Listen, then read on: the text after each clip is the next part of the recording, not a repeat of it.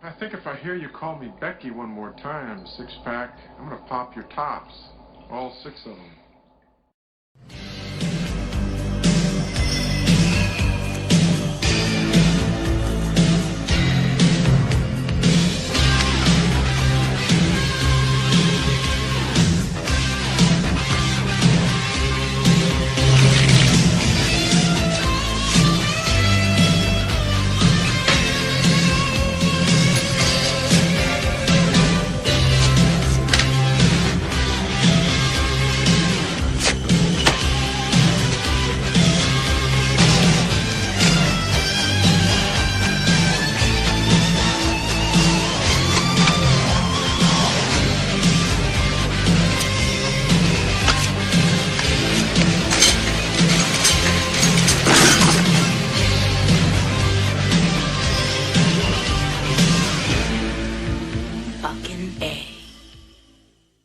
Hey, this is Matt once again. We're about to another review. This is another Patreon request for Trevin, and it's for Monster House from 2006, which I've heard of about this film, but I've never seen it until now. If anyone's ever interested in requesting pretty much any type of videos, you do so either directly via my PayPal or joining me on my Patreon. The links to both are down in the info box. And funny enough, this was the same guy that would go on to direct, I think, the remake of Poltergeist? Which that movie is god-awful. But this movie is actually pretty decent. So maybe it's one of those things the guy just stick to animation and not useless, pointless fucking remakes. There's this one, it has a little bit of that vibe of Goonies, like kids adventure, but a little bit of horror. And it had an entertaining, fun vibe, had an interesting enough story and idea of a house being an actual monster. The characters were fine. Your lead kid lives next door to this neighbor, voiced by Steve Buscemi, who steers kids away, takes their stuff, seems like a big dickhead. And our kid spies on him, writing things down, like, what's up with this guy? And I thought the film had a bit more edge than I thought it would. Because there's him, there's his buddy, and then later on there's this girl that's selling stuff door to door and ultimately joins the other two. And there's stuff like Steve Buscemi going after the lead kid and seemingly having a heart attack in a POV where this dead body, or you think is dead, lands on him, and you see from his point of view, and it's got the dead look in his eyes. And I'm like, wow, that's a little bit eerie, especially for an animated film. Okay, this is not a film just meant for little kids. A little bit meant, it's something that's not embarrassing to watch as an older person, if that makes sense. And I thought it had some really nice style to its animation.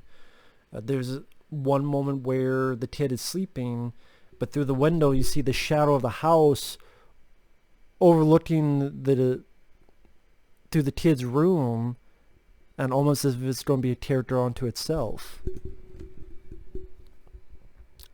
And before I go on, there are a couple recognizable voices. I mentioned Steve Buscemi. His character comes back later on in the film. Jason Lee from Mallrats and such. He voices the babysitter's boyfriend. The babysitter herself, I think, is Maggie Gyllenhaal. I could be wrong on that, but she sounded familiar. Kevin James and Gil Kenan.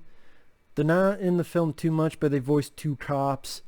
Jon Heder from Napoleon Dynamite. He voices a character that our kids go to, and he's playing this video game, and he gives a little bit of kind of exposition. And he's in like one or two scenes, which is too bad. I don't mind Jon Heder. I would like to have seen him more in the movie. Him and that character. I actually thought that character was going to join our other characters, but no. I actually would not have minded if that happened.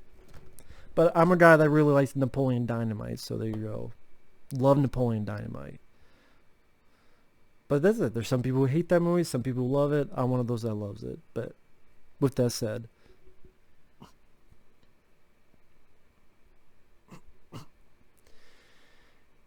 it pretty much is these three kids trying to deal with this house. What to do with it? How do we stop it? Is there a heart to this thing that we can kill it with? How do we even enter it? Is there a way to knock it out? There's some well done animation during some action sequences, like when they're inside the house and how it showcases the house is alive, whether it be the springs or the pipes or other stuff coming alive. How certain remnants of the house replicates a body part, so the chandelier replicates a uvula. There's some jokes that are kind of above a little kid's pay grade, if that makes sense, because one of them says, oh, that must be the uvula. And then someone said, oh, that must be a girl house then. And I'm like, is that as dirty as I'm thinking, or am I overthinking it? But the thing, it's a movie that the script doesn't... There's not a tremendous amount of dumb, embarrassing stuff to make you go, why the fuck am I watching this shit? And the story's interesting enough. But spoiler alert for those who haven't seen it. Just what you find about the house is that the house is the spirit of Steve Buscemi's wife. Because you see a flashback of what happened, and a little bit of a tragic thing have happened, and she's buried in cement at the bottom of the house. So spirit has encapsulated this house. At Steve Buscemi, he was shooing all these kids away because he wanted to protect them, and he loves his wife, so he wants to take care of her, but even he knows this is not right either. So it made Steve Buscemi's character a bit more interesting than one would think at the beginning of the film. And again, the whole idea of a monster house, I think I remember you can find this on the internet. There's some bit of advertisement where coming soon, apartment living. I might have gotten the title wrong. It was a George Romero film about an apartment that was alive and killed and ate people that George Romero was going to do. Now, if someone had asked Romero these questions about this, would have been nice to hear some info about it. But no one does that. Just sadly, the people don't give a shit unless it's a brand new movie, so they need more fucking hits on their fucking website. But what do I know, right? That's not every website, but that's a lot of websites. But anyway, going on a tangent. There's some decent battles. They battle the house with a construction vehicle, and they make this big plan to stop the house.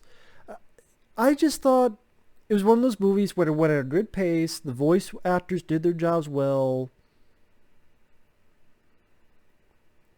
I thought that had a little bit of heart with Steve Buscemi's wife, and especially Steve Buscemi's character by the third act of the film. I thought the concept was fun enough. How the eyes and the mouth of the house shapes itself, and because of animation, how it movement of it and what he was able to do. How the rug sort of acted as its tongue. I thought that was pretty creative. There's a part of me that would be curious to see something like this done in live action, but then on the flip side, it would just be a lot of cartoony CGI, so I take that back.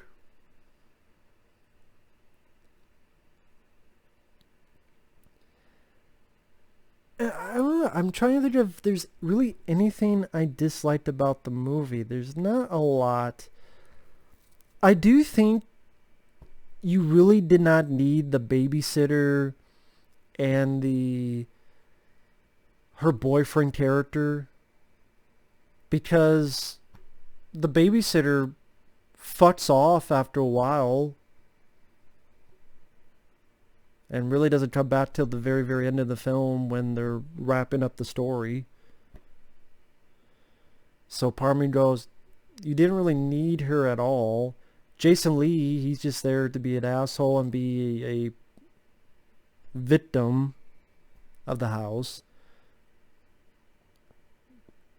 Although really no one dies. It's an anime film. It's a kid's film. Jon Heder, since I liked him, would have been nice to see more of that character, like him joining the house. Would have been nice to see them explore more of the inside of the house, because they explore a little bit, but it would have been nice if the house, maybe it's one of those things where the inside is bigger than the outside. This is a monster house, so flights of fancy can take place, and maybe more creative stuff with each room of the house, and this room, horror adventures they get in through each of the rooms of the house. It just seemed like when they got in the house,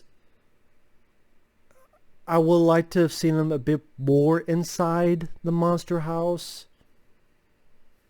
Maybe a bit more crazy, horrific things inside that monster house. I mean, you still get bits here and there. I guess I would have liked a bit more to it. But yeah, other than that, I think if you like kid adventure films, similar to the Goonies or that type of stuff, it does give a little bit of that feel. It's not as good as those movies, but it gives a little bit of that feel to it. The animation is well done. The pacing is quick. The story I thought was a bit interesting. The concept is a fun concept. And overall, yeah, I enjoyed it for what it was. It wasn't a bad time watching this at all. And I don't think it's a bad film at all. So, thanks for watching. Take care. We'll see you guys later. Bye-bye.